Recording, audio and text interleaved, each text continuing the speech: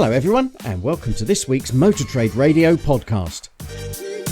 Powered by Motors, the driving force behind multi-site advertising. With Philip Nothard and Curtis Hutchinson, bringing you all the chatter that matters.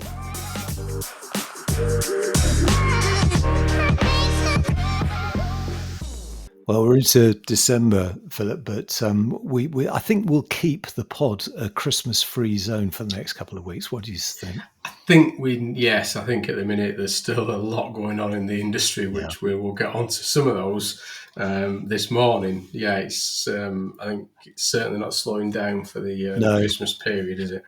I mean, apart from the weather, it doesn't feel like December because there's still lots going on in the sector. And we've got a good roundup of stories from the past week because it's been another busy week, funnily enough. It has. And we want to sort of a couple of shout outs to begin with. And if you didn't manage to catch it on your podcast feed during the week, we had the pleasure, and we've been trying to get this secured for some time in interviewing Mark Busby, who you'll know from Hendy Group, and we've got an extract from that full interview this morning for you. It's a very short extract, and he's going to be talking a little bit about the reaction to the discretionary commission outcome from the High Court.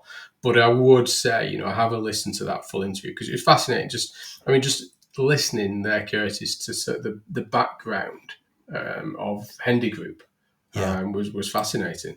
It was because they have a rich heritage going back 165 years, and they were actually the first Ford dealer, although they were a Ford agent. And it is funny how the terminology is coming back into play now. But fascinating group. And one of my takeaways from our conversation with him was because we asked him about next year, hopes for next year, and he summed it up nicely by just saying that he's looking for a dull year next year after boring after all year. the excitement. Just dull and boring next year. Yeah. So, and we've also got a couple of big resignations this week as well, haven't we? Yeah, so we recorded last week's show on Thursday, and the following day, Louise Haigh, the Transport Secretary, resigned. It was some confusing story over mobile phones and who had what and where, and you just couldn't make it up. But that's a week ago. So she's now been replaced by Heidi Alexander as Transport Secretary. And Heidi Alexander, interesting background because she was Sadiq Khan's Deputy Transport Mayor. I didn't realise there was such a thing as a Deputy Transport Mayor, but hopefully she's got the credentials needed to really sort of come to terms with what's needed in transport, the wider transport environment. We'll see. We'll see if she can answer emails as well. Because Robert Forrester, a friend of the podcast and CEO of Virtue Motors, went to social media that on the day of Louise Haigh's resignation, Robert got a response to an email that he sent in September requesting for a meeting with Louise with regards to the Z mandate and the automotive industry.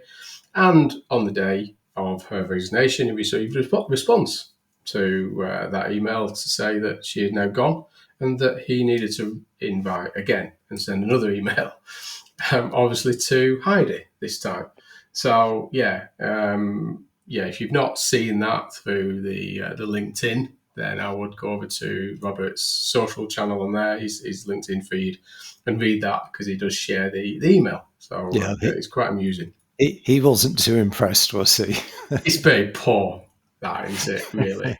It is. They couldn't forward it on. It's got to be resubmitted. And it just happens to be responded on the day of Louise's resignation. But quite amusing, that one. But I'm sure when we eventually get Robert back on the podcast, we can have that conversation with him about it. Yeah, and another high-profile resignation this week was Carlos Tavares, the Stellantis boss, who was pretty much ousted by the board. So we'll have more on that story later on in today's show. You're listening to the Motor Trade Radio podcast, powered by Motors.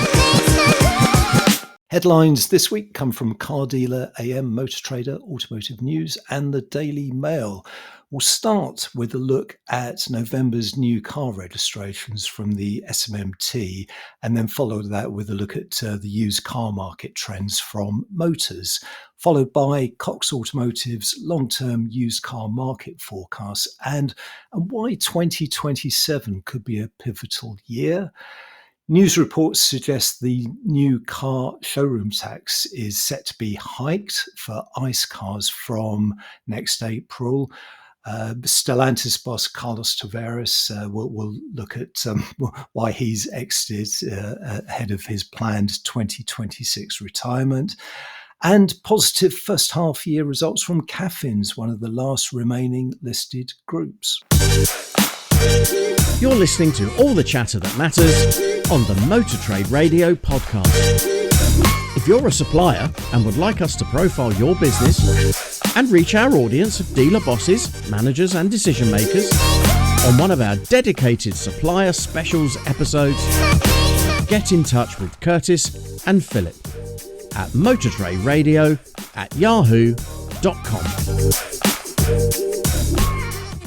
And by way of just a quick roundup of some of the supplier specials that we've run over recent months, they include MTC, Jig Car, Check Quick, and Auto Chat. So if you'd like us to profile your business, then just get in touch with Philip or myself. We're both on LinkedIn.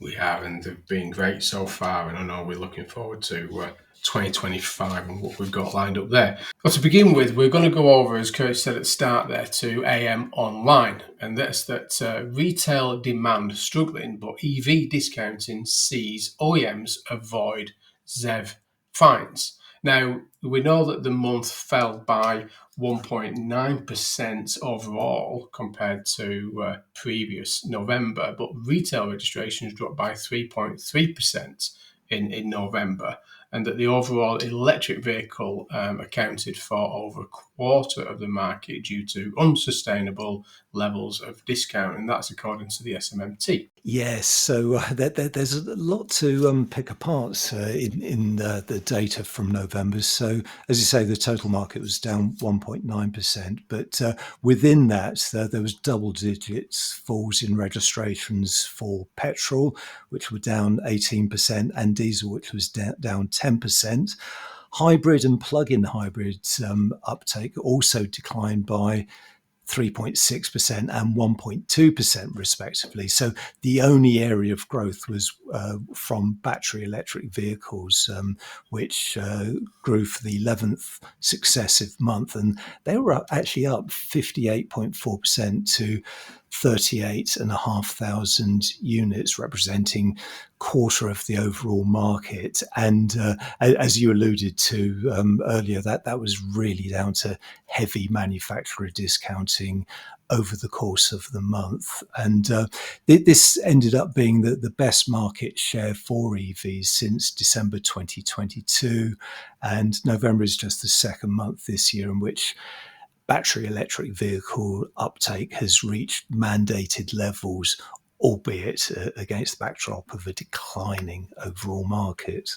Yeah, and there is a comment in there from Mike Hawes, who's the chief executive of the SMMT, that says that manufacturers are investing at unprecedented levels to bring new zero emission models to market and spending billions on compelling offers. So in such incentives are unsustainable.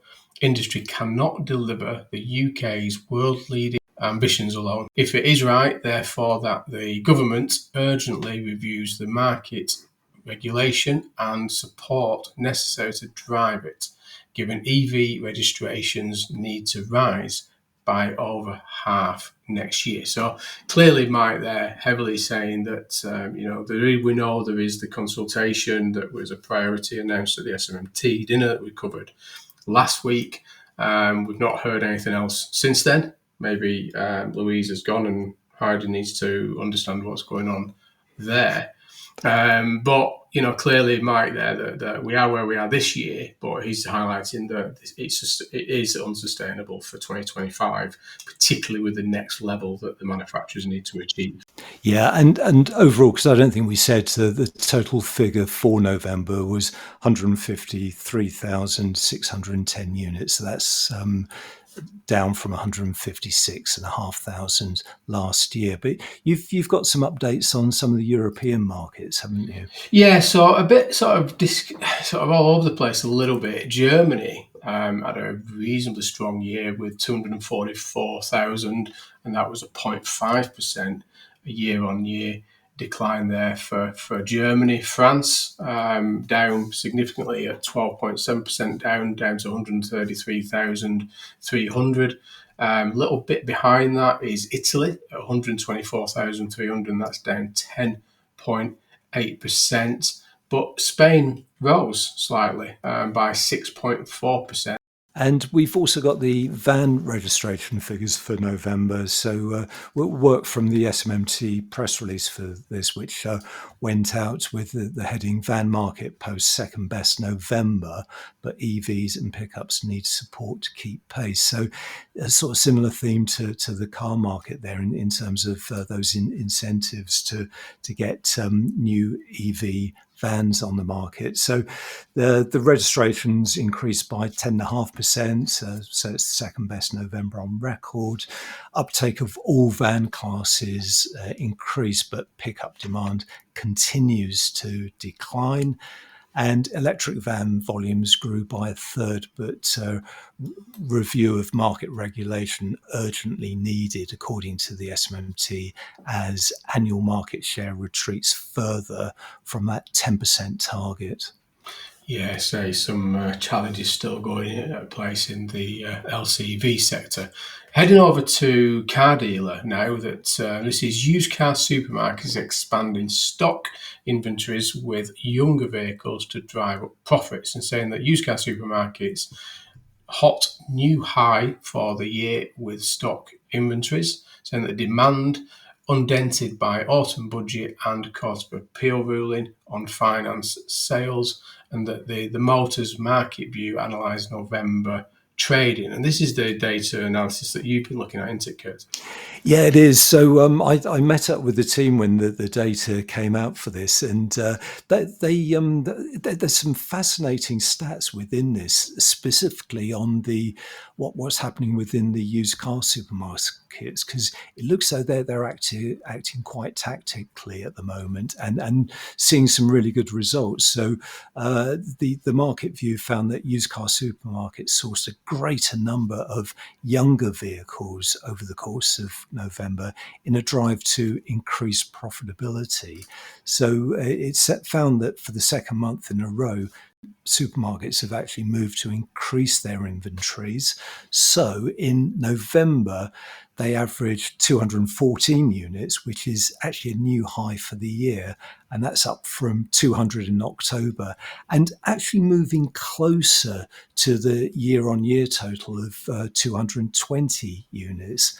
So this drive to acquire more stock actually matched a greater focus on cars aged under 2 years. Now, as we say quite often on the podcast, that's actually the key for most dealers. Everyone wants those sub 2-year-old cars. They're very difficult to get hold of, and they come with a premium. But they actually grew as a proportion of supermarket stocks year on year from 7% to 12%. So you can see where they're building volume there.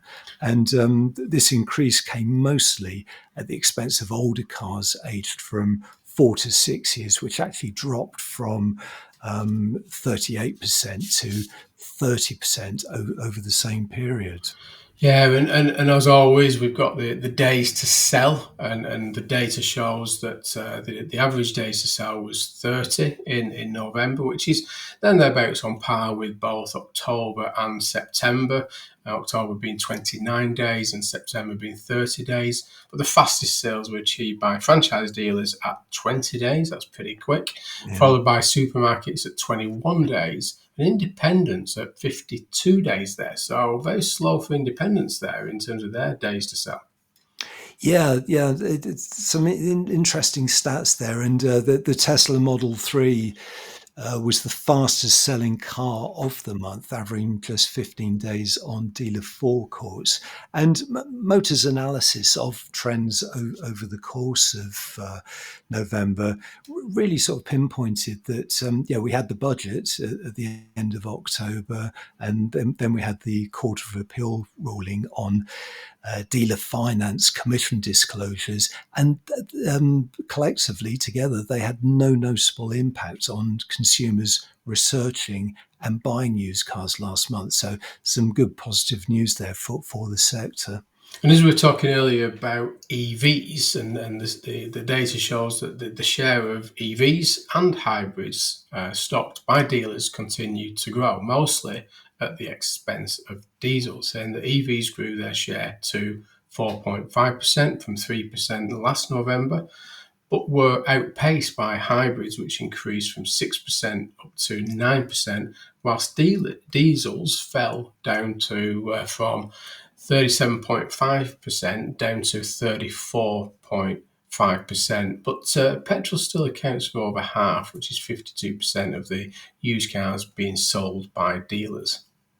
And we'll stick with the used car market for the next story, which is from Car Dealer. And the headline there is Cox Automotive warns used car dealers to expect only modest growth over coming months. So I know this is research that you've been heavily involved in yourself, Philip, at Cox Automotive, really looking at some of those sort of longer term forecasts. And I'm interested to hear your view on why 2027 it will be a particularly significant year. Yeah, I mean, we've been looking at the numbers, and as we spoke recently in the latest publication of IQ, the Insight Quarterly Report, but looking out to sort of 2027 there, and we're in this market now. We know, we were just talking earlier about that shortage of supply, that from an impact of the pandemic still playing out in terms of that used vehicle park. And then additionally, you've got this electrification shift as well. So, there's still a large proportion of retail that's still not confident of the transition to used EVs. So, the view is at the minute, and we know we were talking earlier, weren't we, about the consultation around the ZEV mandate. So as it stands today, our view is that it'll be 2027 before this inflection point, and then we move out towards that 2030 point. So we are predicting a fairly steady market of growth out to 2027, which, with the headwinds facing the sector at the minute, be it the economy, be it the ZEV mandate, the shift by OEMs, etc., a modest growth could be seen as fairly optimistic to many, rather than a decline, because there is, as we've talked about a lot, haven't we, Curtis? There's a lot of headwinds facing the sector at the minute. Yeah, definitely. And within the data, you're really talking about a rise from 7.4 million used car units this year to just under 7.9 million in 2027, which gets closer to the good old days, which you and I remember well, where the market was around or above 8 million and sort of was fairly consistent. But that's pre-pandemic. And I think it is I think if you think about it, that's kind of our market. In look at the new car market. The new car market is we're not a natural 2.6 million new car market. We're not an 8.6 million used car market.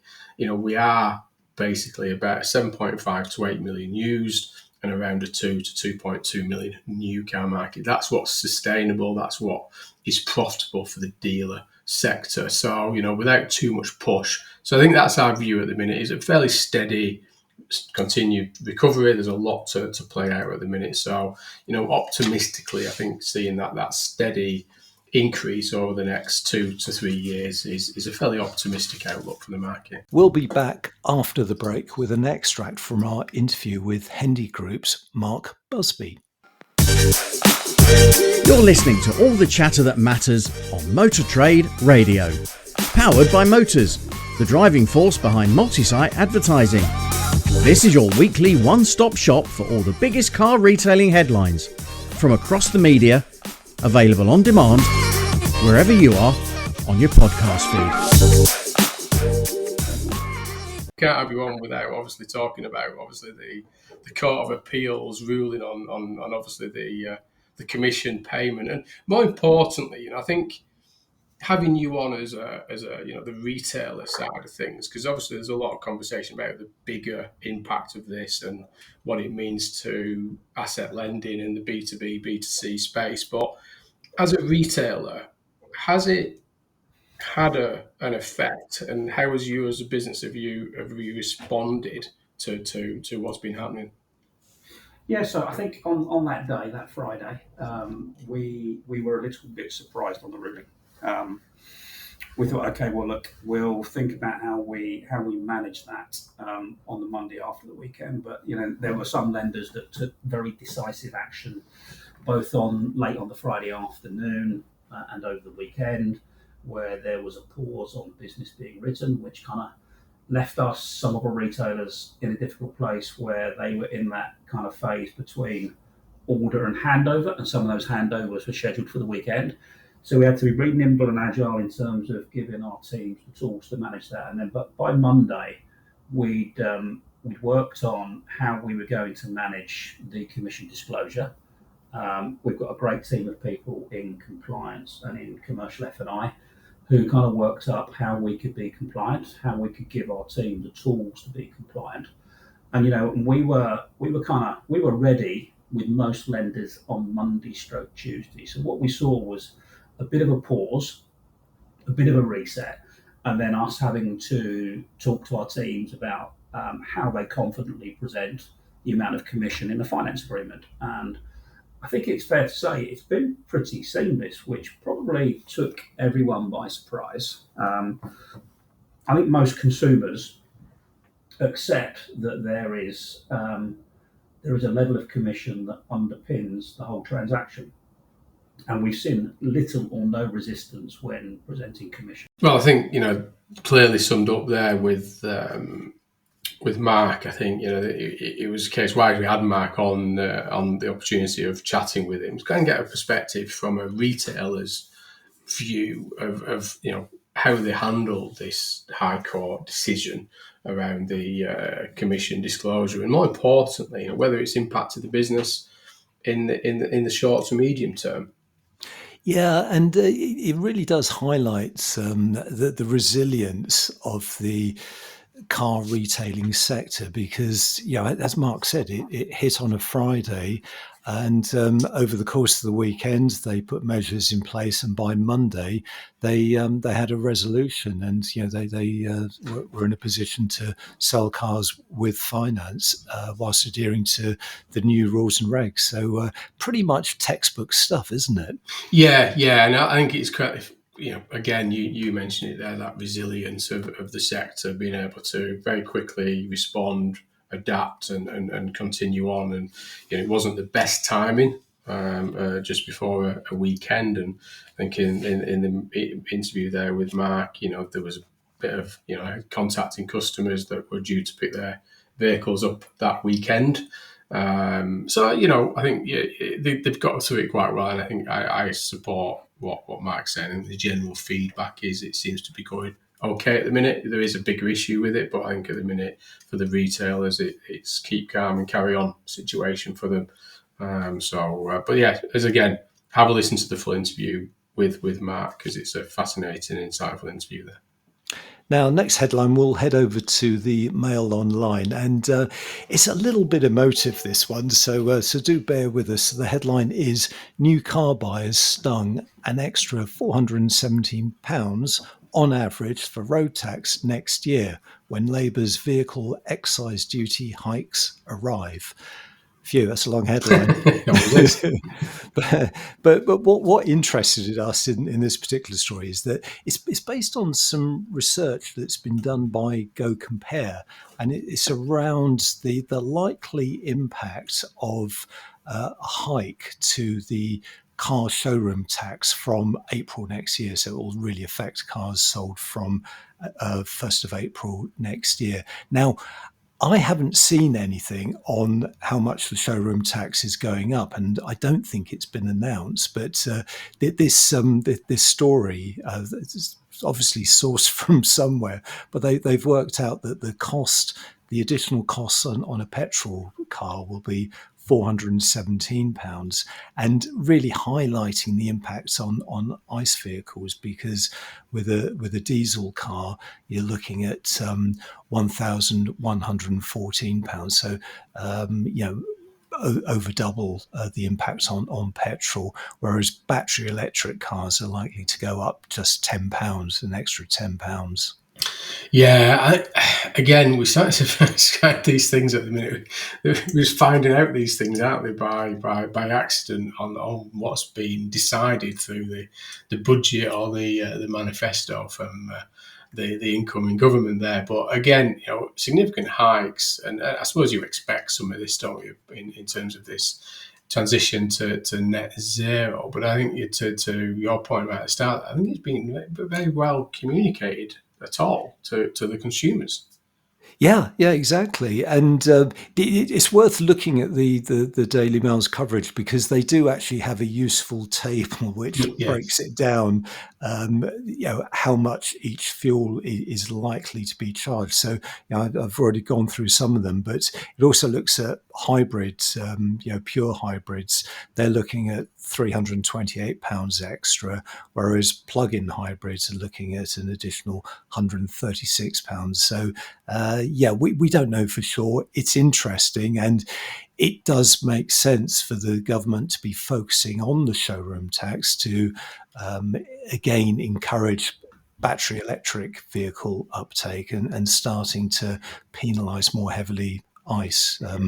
There's a couple of examples in there that the Nissan Qashqai, it's a 1.3 litre mild hybrid petrol, will incur VED costs of £540 from the 1st of April.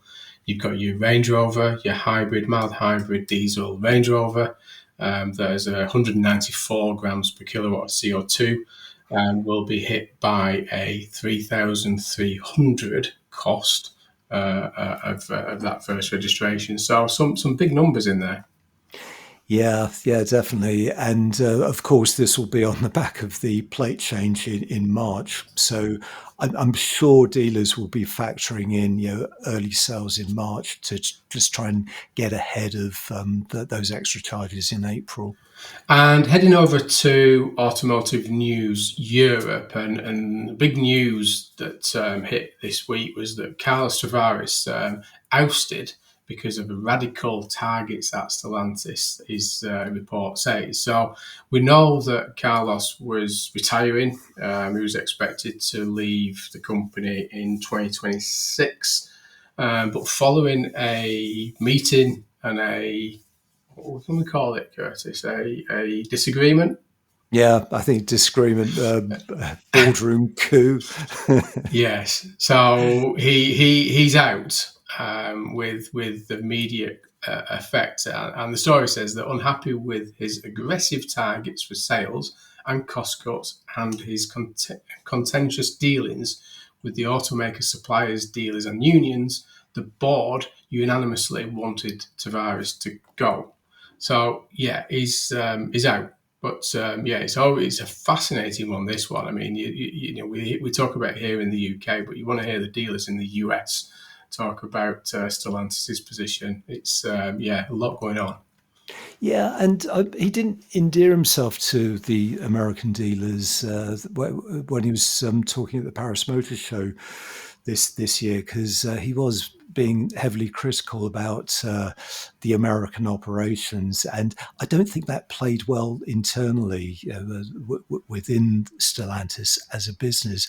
But I think his ousting, I mean, it does sort of shed a light on managing this behemoth of a company. It is absolutely vast, operating truly internationally, and it just shows the challenges of bringing this company back into profitability because had a profit warning earlier this year, and Tavares very much a cost cutter from, funnily enough, the old Carlos Ghosn model, and they did cross over because Tavares, his background was at Renault when Carlos Ghosn was running Renault Nissan. This particular story, it's worth looking at because it does shed a bit of light on Tavares' style, which is described as being brash and not necessarily listening to the board. And there's a lovely quote within it which says that Tavares' brash style led to a totally untenable relationship with the board, whose members represent major shareholders within France and the French government. And when board members started asking more specific questions about his strategies, some of his cost-cutting strategies, the source that Automotive News spoke to said that Tavares' reaction was, "You do not interfere with my job. This is not your business." So I guess the writing was pretty much on the wall, wasn't it? Yeah, and I think I think the next stage is, and we know that the share prices have taken a tumble on the back of it.